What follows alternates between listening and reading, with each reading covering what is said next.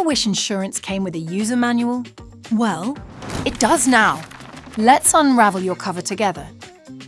Life changes from time to time. Moving to a new city, having a baby, or starting a new job can affect your insurance needs. As your life changes, so does your policy. To add your newborn, apply by emailing us within 4 weeks of the birth, attaching the birth certificate. When adding children, please check your benefit guide, as limits may apply in certain cases. Moving countries? Contact our helpline, as it may impact your cover or your premium.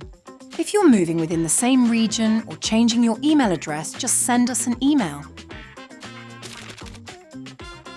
To change your level of cover, contact us before your policy renewal date. If you want to increase your cover, we may ask you to complete a medical history questionnaire. Your policy renews automatically at the end of each insurance year. 1 month before renewal, you will receive a new insurance certificate. If you wish to cancel your policy, that's okay. Just email us within 30 days of the renewal date. If you're looking for another solution, we'll help you find alternative solutions that suit your needs. You will find more details about all these processes in your benefit guide. Remember, we're here to help you make the most of your cover.